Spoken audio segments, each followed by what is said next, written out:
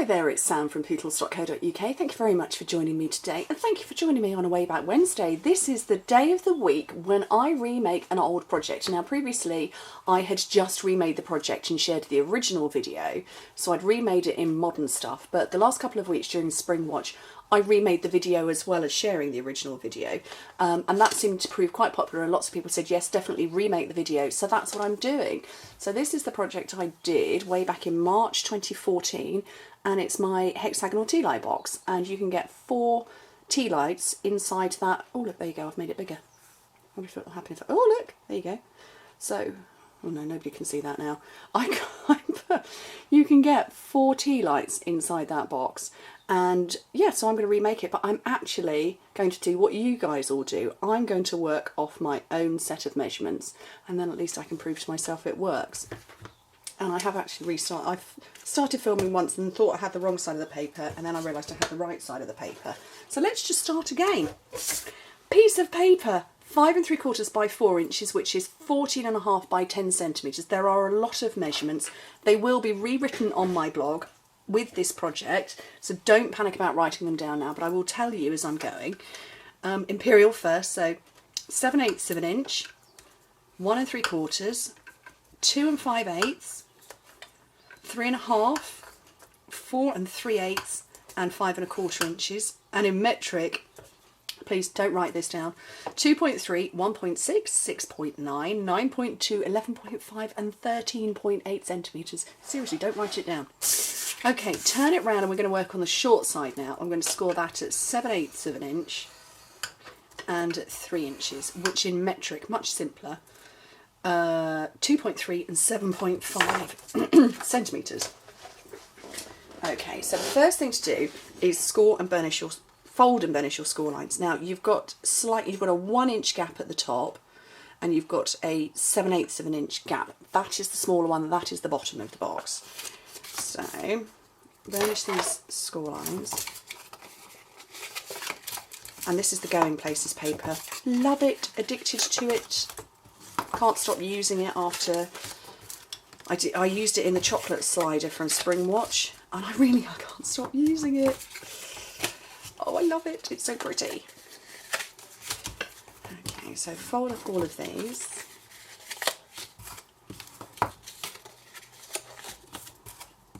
Okay, so like I say, establish which one is the bottom, and that's the slightly narrower horizontal line, so the other one is the top.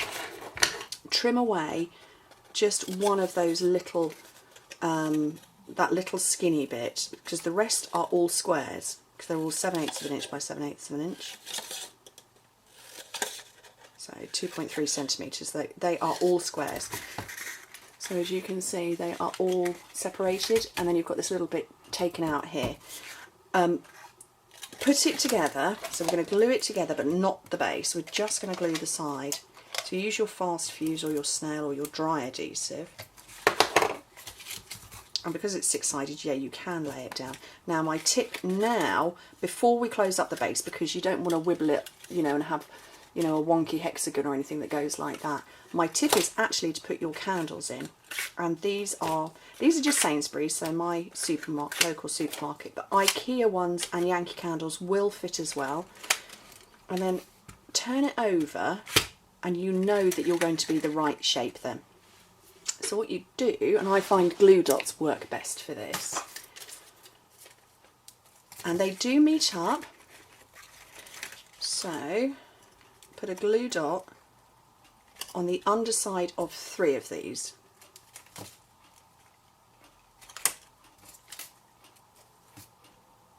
So you can see how the tea lights are helping me keep this in shape. So you fold over and line it up, over and line it up. Oops, she says lining it up.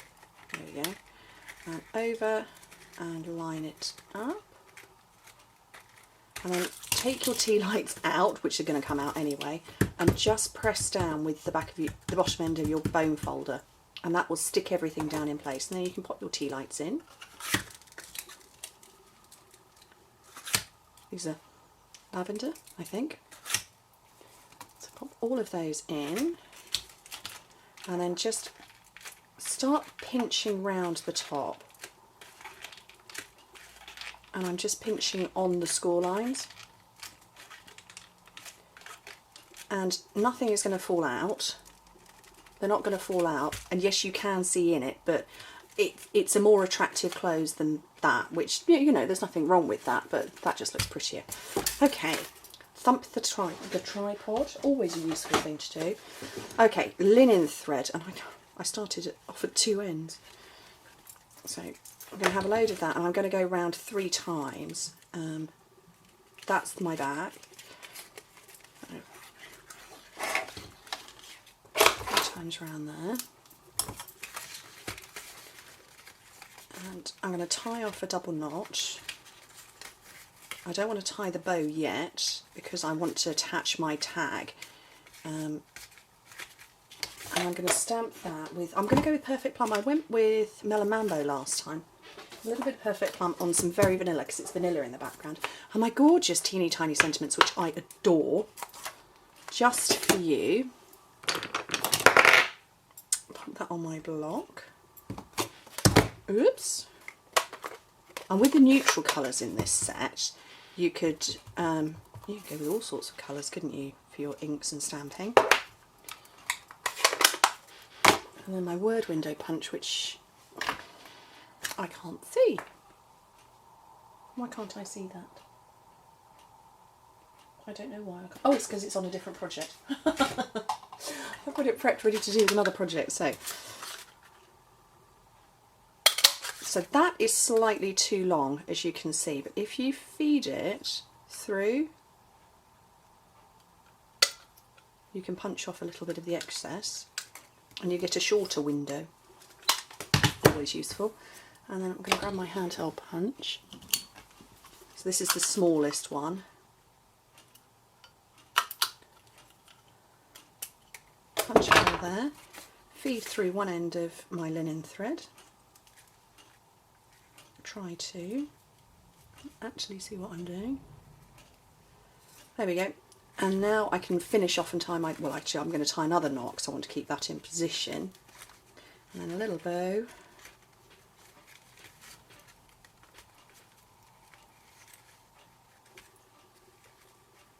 Sort out my end. You know why I love linen thread so much, because it likes me.